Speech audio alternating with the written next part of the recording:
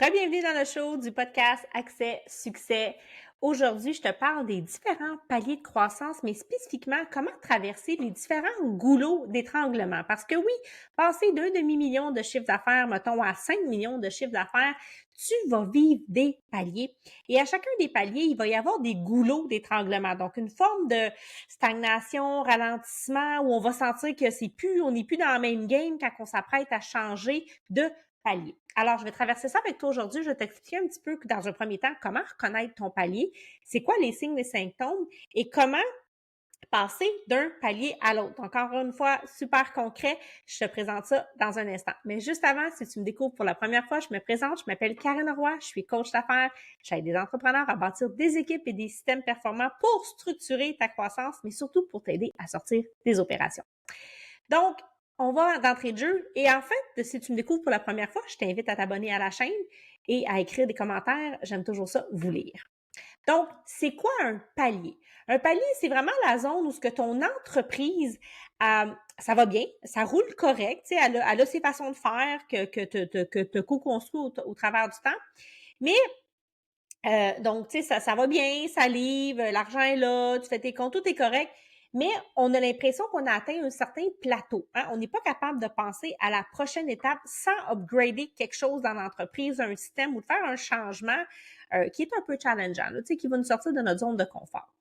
Donc, en deux paliers, on va traverser ce qu'on va appeler une genre de vallée, un creux, un goulot d'étranglement, parce que c'est un passage qui est un peu serré. Hein? On est en train de on sait qu'il faut qu'on sorte de la zone de confort, puis on a peut-être des affaires qu'on n'a pas encore mis en place pour passer au prochain palier. Ça devient de plus en plus complexe, bien sûr, et donc on n'est pas toujours dans cette certitude-là ou cette sécurité-là, parce que là, il y a des notions d'imprévu, on va dire un peu d'insécurité par moment, qui fait qu'on ne sait pas qu'est-ce qui nous attend à la prochaine étape, puis c'est toujours la gestion du risque qu'il faut faire pour scaler un petit peu plus. Donc, ce qui t'a amené ici a fonctionné pour un certain moment, mais là, quand tu sens que ça stagne, c'est que tu es prêt à passer à la prochaine étape. À moins que tu aies envie de rester là, bien sûr. Donc, comment est-ce que tu peux reconnaître ton palier dans un premier temps? Puis là, je vais te donner des repères super faciles, easy breezy. Dans un premier temps, la taille de ton équipe. Le nombre d'employés que tu as ou de contractuels que tu peux avoir réguliers versus le nombre de rôles critiques, tu sais, que tu vas avoir dans ton équipe, que ça peut être au niveau des opérations, du service, des ventes. Ensuite, l'autre marqueur que tu vas regarder, c'est au niveau de la standardisation. Donc, le pourcentage de ton offre est livré comment? De la même façon. Est-ce qu'il y a beaucoup de sur-mesure ou il y a une façon assez standardisée de livrer ton offre de service? Et normalement, tu devrais être à 85 donc standardisé, et il y a peut-être un 15 qui va être plus custom, sur mesure. Donc, il faut se poser cette question-là. Ensuite, un peu de prévisibilité. Est-ce que tu as des data? Est-ce que tu as des données par rapport à tes processus de vente sur des 70-90 jours, au moins un trimestre, et des indicateurs de performance que tu suis régulièrement? Donc, là, je te donne des éléments importants. Ta charge mentale, elle est comment? Est-ce que tu es encore au centre de toutes les opérations? Tu travailles 80 heures par semaine, tu es brûlé, tu es épuisé, c'est toi qui portes tout sur tes épaules. Donc, c'est important aussi d'aller voir ça. Et finalement, as-tu des systèmes, des structures en place, dont des procédures? Est-ce que tu as des outils de travail pour toi, ton équipe, que ce soit des CRM, une structure de gestion de projet, une structure financière? Bref, des routines hebdomadaires, des plans de communication. Là, je te nomme plein de choses, mais c'est juste des repères pour que tu te situes, tu es où au niveau de tes différents paliers. Donc, c'est quoi les signes que tu es dans un goulot d'étranglement? Ben, ça peut être par contre des revenus qui vont en montagne russe. Donc, il n'y a pas de stabilité, on va voir des variantes. La qualité aussi des services va varier. On peut aussi mesurer ça avec le nombre de plaintes qu'on reçoit ou le nombre de pertes de clients, par exemple. La liquidité, le cash flow qui disparaît, puis on ne sait pas trop pourquoi, puis on ne sait pas trop ce que ça s'en va. La difficulté à embaucher du bon personnel, à les retenir, ou tout simplement même votre capacité à déléguer parce que vous ne faites pas confiance. Donc, évidemment, ou des mandats qui sont différents d'un à l'autre, puis ça demande toujours un ajustement, puis de la flexibilité. Puis, tu sais, je sais que des fois, il y a des modèles d'affaires que c'est un peu ça, mais il y a quand même toujours des troncs communs qu'on peut retrouver. Donc, ça, ce sont des signaux que tu es dans un goulot d'étranglement, que tu es pris sur un palier. Ça peut être aussi que tu es en train de patcher, donc tu es en train de patcher le bateau pour pas qu'il coule plus que de construire, donc tu es en train d'éteindre des feux sans arrêt, là. Tu gères les urgences au lieu de bâtir la structure, les systèmes. Puis tu sais, le grand défi quand on se trouve à ces endroits-là et à chacun des paliers, c'est la même affaire. J'aime beaucoup l'expression, c'est que tu es pris pour changer le moteur en plein vol. Il n'y a pas de je vais attendre que ça ralentisse ou que ce soit plus tranquille. Ça n'arrivera pas. Donc, c'est toujours le bon moment de le faire. Il faut que tu trouves la bonne façon de le faire, même si ton avion est en plein vol tout le temps. Donc, j'espère que ça fait du sens pour toi. Déjà, ces repères-là que tu peux te gager. Et là, je vais t'expliquer concrètement selon les paliers, puis j'en ai 3. Donc, j'ai le palier A qui va être à peu près du demi-million au million de chiffre d'affaires. Donc, souvent, le fondateur ou le leader va être encore le point de passage. Donc, c'est lui qui s'occupe pas mal des ventes, des livrables. C'est lui qui dessert aussi des fois souvent le service à la clientèle. Il y a encore beaucoup des fois de sur-mesure parce qu'on veut remplir l'horaire, parce qu'on veut faire plaisir aux demandes spécifiques des clients. On va peut-être avoir moins de constance ou de l'irrégularité dans les ventes parce qu'on dépend encore des fois peut-être du bouche à oreille. On n'a peut-être pas mis de structure de stratégie marketing où on gère tout un petit peu tout ça à distance puis on n'est pas optimal dans chacune de nos stratégies d'affaires. Donc, le goulot d'étranglement entre la phase du premier niveau jusqu'au deuxième, souvent, ça va être d'avoir une offre qui est claire, puis sans offre claire, puis de procédure de base. Ça va être difficile de déléguer sans toujours devoir repasser en arrière de ton équipe parce que tu n'as pas mis de choses standards. Ça prend aussi un pipeline, donc un CRM ou du moins des étapes. C'est quoi là en français un pipeline? Pour arriver au mieux à comprendre chacune des étapes du processus. Un pipeline, c'est un processus, là, étape par étape. Donc, ce que ça te prend pour passer après ça vers le million ou te diriger vers la deuxième plan, ben c'est d'avoir ton offre fort, donc une offre de service avec ton fameux 85-15 où 85% va être et tu pourras avoir de la place pour un 15% un peu custom, mais le moins possible. Évidemment, il faut qu'il y ait de la documentation, il faut que ça soit bien préparé, orchestré pour que ça soit fluide et que ça ne repose pas tout sur tes épaules. Après ça, ça te prend des SOP, donc des politiques, des procédures critiques. Donc là, on s'entend, c'est comment qu'on va gérer la clientèle, comment est-ce qu'on fait l'accueil, le onboarding client, comment est-ce qu'on dessert, donc là, on peut y aller de production ou service, les fameuses questions, et ensuite, la facturation, comment tout ça va s'attacher et comment est-ce que vous le mettez en place? Est-ce qu'il y a des vidéos, est-ce qu'il y a des checklists, pas des romans, mais des outils pour que ça repose pas tout sur vous. Ensuite, un pipeline simple. Donc, encore une fois, utiliser un CRM, vous n'en avez pas, avec 4 indicateurs de performance qu'on suit à chaque semaine au niveau des ventes. C'est là que l'argent rentre. Donc, le nombre de prospects qu'on reçoit, les rendez-vous, le nombre de ventes que l'on fait et votre cycle de vente. Il ressemble à quoi? Selon les périodes, selon les saisons, selon votre modèle d'affaires. Ensuite, on veut s'assurer qu'on a des rôles des rôles clairs. Donc, qui fait quoi? Qui close? Qui sert les clients? Donc, de clarifier les rôles et les responsabilités. Et ensuite, d'avoir des routines de communication. Donc, un petit 10-12 minutes, 15 minutes maximum à chaque jour pour faire le tour avec l'équipe, pour bien encadrer tout ce qui se passe. Avoir peut-être une rencontre un peu plus longue à chaque semaine quand c'est prioritaire au niveau de la gestion des risques, des priorités. On veut revoir qu'est-ce qui se passe et on suit très étroitement le cash flow. Donc ça, c'est pour scaler du demi-million vers le million. Ensuite, le deuxième palier. Donc là, on est rendu au million de chiffre d'affaires et on veut se diriger vers peut-être le deuxième million puis monter un petit peu plus haut.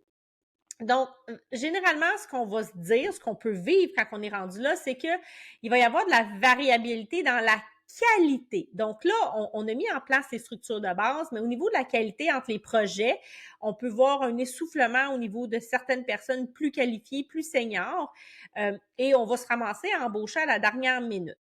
Le patron, il est encore trop impliqué, il signe encore plein de choses, il prend encore beaucoup de décisions opérationnelles, puis ça peut ralentir le processus. Donc, ce qui est un peu un goulot d'étranglement, puis qu'il faut regarder, c'est est-ce que à l'interne, si on n'a pas mis de structure de formation puis de standardisation de comment qu'on va desservir, bien là, ça va vraiment faire en sorte que ça va vraiment ralentir. Donc, il faut avoir mis les premières étapes. Si on ne les a pas faites, puis qu'on s'est rendu là dans notre chiffre d'affaires, cool, c'est bien le fun, mais tu sais, on a doublement du travail à faire parce qu'il faut mettre ces choses-là en place. C'est quoi la courbe d'apprentissage aussi de l'équipe? Parce que, tu sais, c'est beau mettre les bonnes personnes, des gens compétents, mais tout le monde sont nouveaux quand même dans votre entreprise, ont une courbe d'apprentissage pour intégrer les notions. Donc, il faut faire attention à ça parce que le taux de roulement, ça coûte excessivement cher. Puis, vous avez tellement besoin d'investir des fois dans des bons programmes d'accueil, d'intégration et de formation parce que vous investissez dans la valeur humaine sur du moyen long terme. Donc, ça, c'est super important rendu là parce que vous avez une équipe pour vous supporter.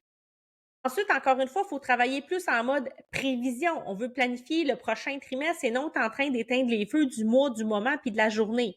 Donc, on veut sortir du mode urgence et on veut être en mode prévisionnel. Donc, si vous subissez des creux, surtout au niveau des rentrées d'argent, puis là, faites attention, il y a des réalités aussi dans le marché. Tu sais, si vous avez un emploi saisonnier puis qu'il y a des périodes qui sont plus creuses, on sait, on en tient compte, mais il faut prévoir ça.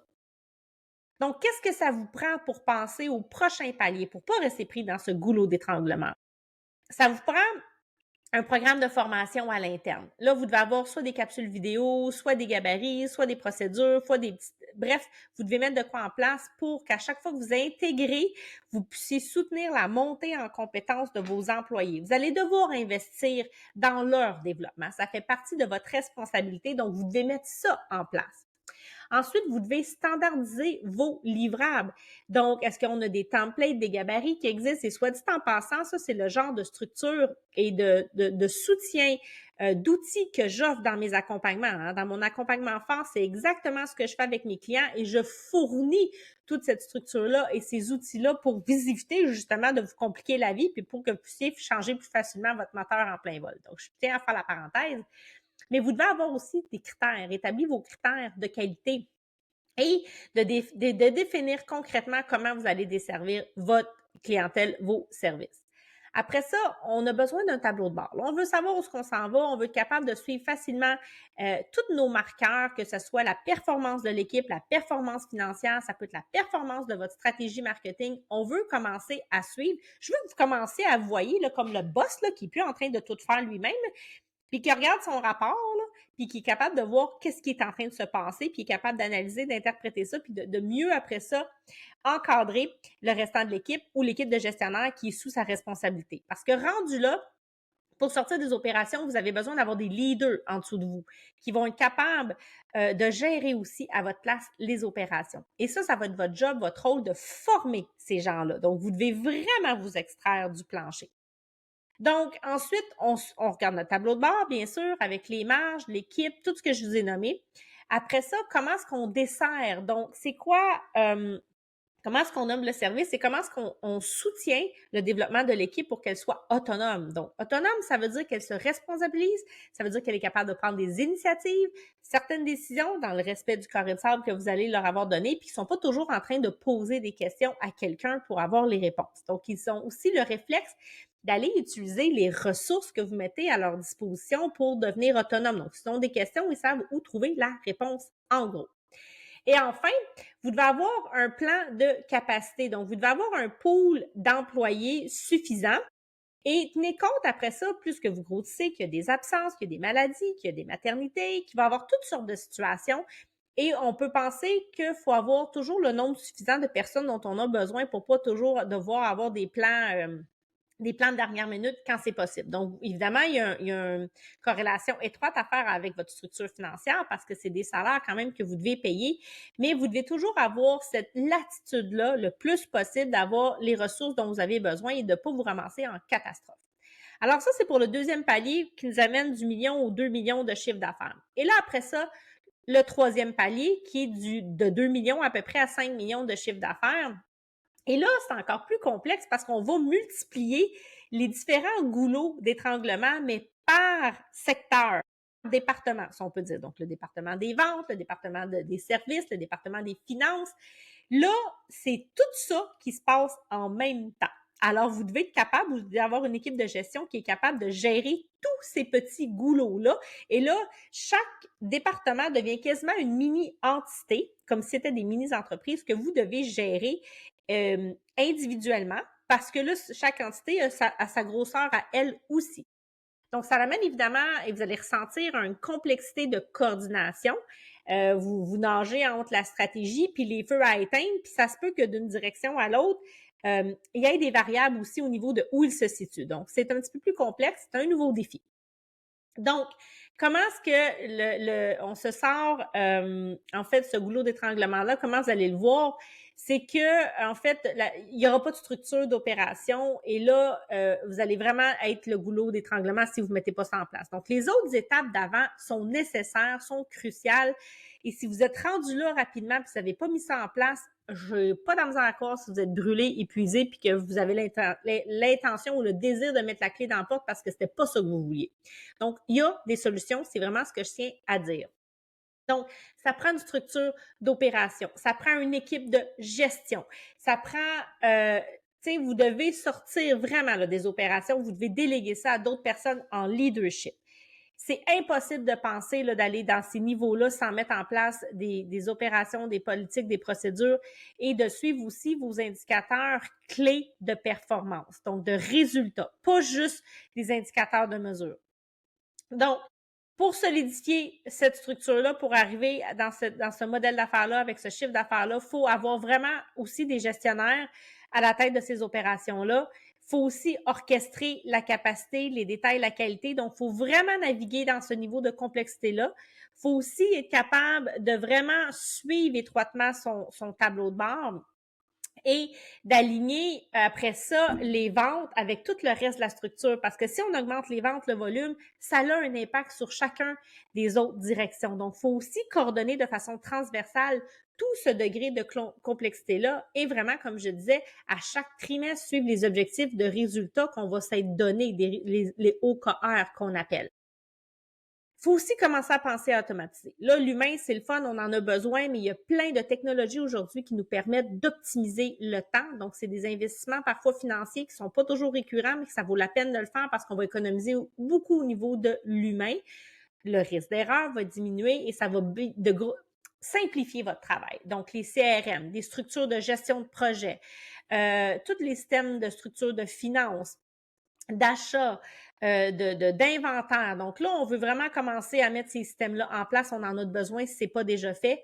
Et on veut contrôler aussi les coûts standards. Donc, évidemment, on doit commencer à faire des audits sur nos processus, sur nos façons de faire pour voir qu'est-ce que ça donne comme résultat. Et on va avoir une stratégie de go-to-market qui est scalable. Donc, on veut être capable de faire peut-être des partenariats, d'avoir différents canaux d'acquisition. Tu sais, on veut upgrader notre démarche. Donc, je sais que ça fait beaucoup de choses aujourd'hui. Regardez où est-ce que vous êtes. Êtes-vous au plan A, B, C? Oui, regardez votre modèle d'affaires, mais surtout, regardez quelle structure que vous avez. Qu'est-ce que vous avez mis en place présentement? Et qu'est-ce qui a besoin d'être mis en place? Puis encore une fois, il y a des solutions. C'est exactement ce que l'on fait à l'Académie. Donc, je vous invite, si vous voulez savoir comment faire, à prendre un rendez-vous avec un membre de mon équipe pour voir comment est-ce qu'on peut vous aider à mettre ces structures, ces systèmes-là, puis surtout vous aider à développer votre leadership au travers de tout ça. Donc, juste avant de terminer, je vais te donner une petite grille, une petite checklist, vite, que tu peux te poser des questions pour voir où ce que tu es. Et tu vas mettre des points entre 0 et 3. Puis après ça, tu vas mesurer ton score. Fait que premièrement, par rapport à ton offre puis à la standardisation de ton offre. Est-ce qu'on met 0 si tout est custom? Et si tu as réussi à atteindre le 85% est assez standardisé, puis tu as encore un 15% qui est sur mesure, là, tu pourrais te mettre la note de 3. Puis si tu es entre ça, tu peux te mettre le 1 ou le 2. Ensuite, la deuxième chose que tu vas regarder, c'est ton système, tes systèmes, en fait, puis tes politiques, tes procédures. Donc, est-ce que tout est encore à l'oral? Donc, c'est dans ta tête, finalement, c'est toi qui y réponds. Donc, ça, on met un 0. Et si on a en place des politiques, des procédures écrites, des vidéos, des checklists, des outils, documents, là, documentés, là, on peut se mettre un 3. Puis entre ça, on pourra se mettre un 1 ou un 2. Troisième des choses, au niveau de ton système, de ta structure de vente, est-ce qu'il y a des opportunités? Donc, est-ce qu'il y a des leads? Est-ce qu'il y a quelque chose autre que le bouche à oreille, j'ai envie de dire? Et troisièmement, donc pour se mettre un score complet de 3, est-ce que j'ai des canaux stables, au moins 2, puis est-ce que j'ai 4 indicateurs de mesure que je suis régulièrement et à chaque semaine? Et entre ça, vous allez vous mettre la note qui correspond à ce que vous pensez qui est le plus juste. Et au niveau des équipes, est-ce que tout passe par toi? Donc ça, c'est 0. On se met 0 si tout passe par vous. Et si Vous avez, encore une fois, une équipe qui est assez autonome, qui sait qu'est-ce qu'ils ont à faire, qu'ils ont accès à des ressources. Là, on peut se mettre une note sur 3. Donc, mesurez votre score et regardez vous vous situez où et soyez transparent avec vous-même. Avez-vous besoin d'aide pour mettre tout ça en place? Parce que ça se peut que vous ne sachiez pas comment, puis c'est correct. C'est pas une catastrophe. On est là pour vous aider. Encore une fois, je vous invite à réserver un appel si vous avez envie d'aller plus loin et de savoir comment vous pouvez mettre ces systèmes, ces structures-là en place pour passer du palier où vous êtes au prochain palier. Alors, je vous dis merci d'avoir été là. On se retrouve pour un prochain épisode la semaine prochaine.